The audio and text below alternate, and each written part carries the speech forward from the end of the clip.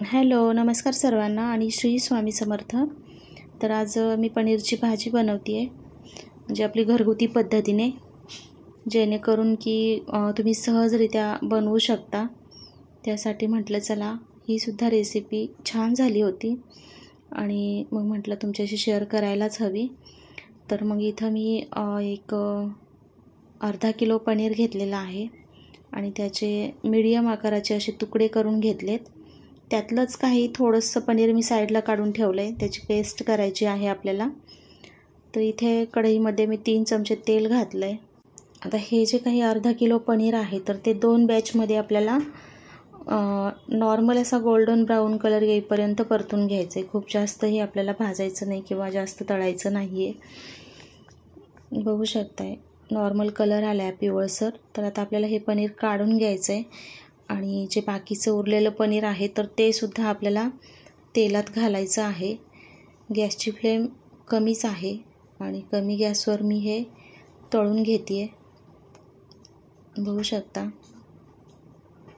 तर हे सुद्धा पनीर आपल्याला खूप जास्त तळायचं नाही आहे.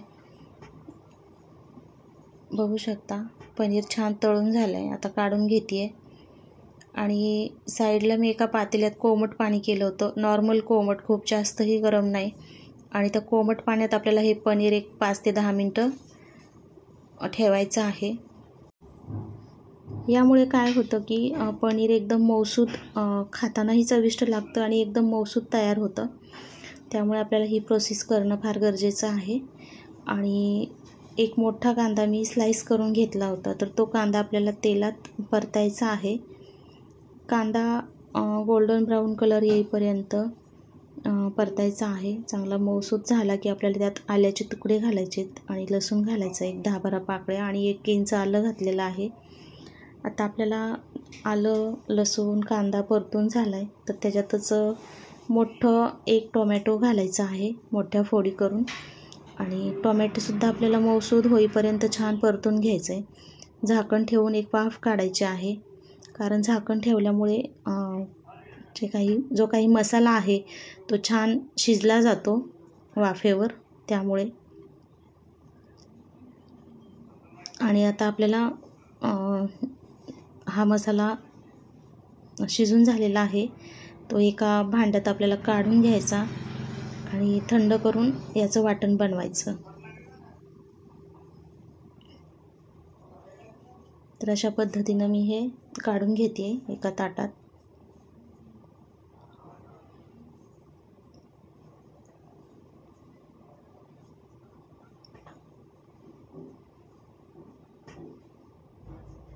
बघू शकता. आता हे जे काही पनीर साईडला मी काढून ठेवलं होतं तर ते पनीरचे एक 7-8 तुकडे असतील आणि त्याच्यात जे काही साईचं दूध असतं तर ते अर्धा कप मी घातलेलं आहे. आता त्याची एक पेस्ट करून आपल्याला ती साईडला ठेवून द्यायचं आहे. मसाला परतत असताना याचा वापर करायचा, जेणेकरून भाजीला छान दाटसरपणासुद्धा येतो आणि भाजी चविष्टही बनते. त्यासाठी आता इथं वाटण मी मिक्सरच्या भांड्यात घातले आणि वाटूनसुद्धा घेतलं आहे. इकडं मी कढईत जवळजवळ 3 ते 4 चमचे तेल घातलं आहे. तेल चांगलं गरम झालं की आपल्याला त्याच्यात जिरं घालायचं आहे आणि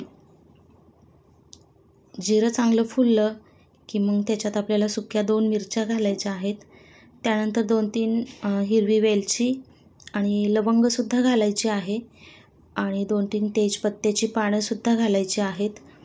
आणि जे काही काश्मीरी लाल मिरची पावडर आहे तर 1 चमचा मी ती पावडर घातली आहे, जेणेकरून आपल्या भाजीला कलर सुंदर येतो. आणि धना पावडर घातली आहे 1 चमचा. घरचं जे काही आपला मसाला असतो साठवणीतला तर तो 1 चमचा मी मसाला घातला आहे. आणि जे काही वाटण वाटलेलं आहे, कांदा, टोमॅटो, अद्रक, लसूण, तर ते वाटण मी घातलं आहे आणि परतून घेते. गॅसची फ्लेम कमीच ठेवलेली आहे आणि कमी गॅसवरच आपल्याला हे मसाले तेलात घालायचे आहेत, किंवा बंद करूनसुद्धा तुम्ही घालू शकता, नाहीतर मग मसाले जळून जातात त्यासाठी. किंवा मग हेच मसाले तुम्ही एका 2 चमचे पाण्यात खलवून घेऊनसुद्धा तुम्ही नंतर घालू शकता.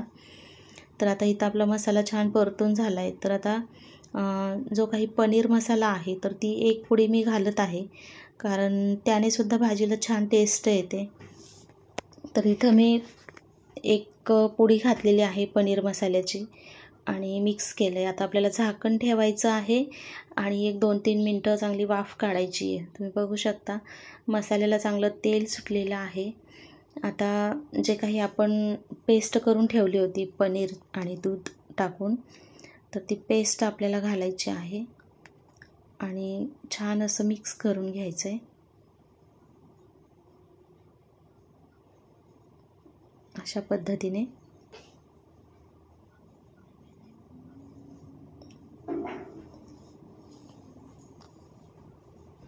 आता आपला मसाला चांगला मिक्स करून झालेला आहे आणि आता मी त्याच्यात घालते ग्रीन पीस. तर ग्रीन पीससुद्धा इथं अर्धा किलोच आहेत. भाजी जास्त प्रमाणात करायची आहे, त्यासाठी जास्त तरी एक 8 ते 10 लोकांसाठी. आणि आता आपल्याला हे ग्रीन पीस पूर्ण मसाल्यात मिक्स करून घ्यायचं आहे. पनीर आपण शेवटी घालणार आहोत, कारण काय होतं की पनीर जर सुरुवातीला घातलं तर ते जास्त शिजलं जातं आणि खूप जास्त शिजवल्यामुळं ते एकदम रबरागत होतं आणि मग ते बरोबर नाही वाटत खायला. त्यासाठी आपण पनीर शेवटी घालणार आहोत. तोपर्यंत इथं वाटाणा मिक्स करून झाला आहे आणि हा वाटाणा म्हणजे फ्रोझन वाटाणा आहे, जो की साठवलेला असतो फ्रीझरमध्ये तो, आणि तो शिजलेला असतो, त्यामुळे जास्त शिजवायची गरज नाही आहे. तर आता आपलं इथं मिक्स करून झालं आहे आणि एक 2-3 मिनटं मी वाफ देणार आहे. त्यानंतर मग जे काही आपल्याला चवीसाठी मीठ लागतं तर ते मीठ घालायचं आहे. तर इथं मी 2 चमचे मीठ घातलं आहे. आता आपल्याला हे छान मिक्स करून घ्यायचं आहे.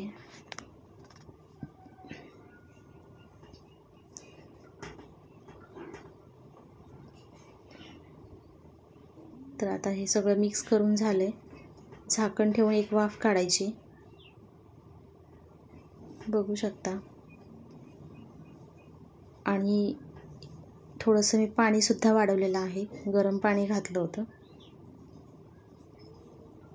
आता इथे आपल्याला जे काही पनीर आहे आपण पाण्यात ठेवलं होतं, कोमट पाण्यात, तर ते पाण्यातून काढून आपल्याला ग्रेव्हीमध्ये ॲड करायचं आहे. अशा पद्धतीने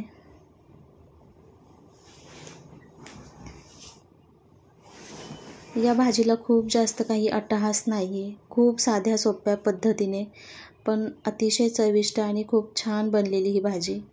एकदा नक्की ट्राय करा आणि खरंच खूपच मस्त झालेली ही भाजी. तुम्हाला बघून तर कळलंच असेल. आणि वरून थोडंसं मी म्हणजे 1 चमचा तरी कसुरी मेथी चोळून घालते आहे, कारण यामुळे तर भाजीला अजूनच छान टेस्ट येते, खूपच चविष्ट बनते. कसुरी मेथी घालून आता भाजी मिक्स करून झालेली आहे. इथं आपली पनीरची भाजी रेडी आहे खाण्यासाठी. आणि पुन्हा भेटूया अशाच एका नवीन रेसिपीसोबत. तोपर्यंत सर्वांना बाय.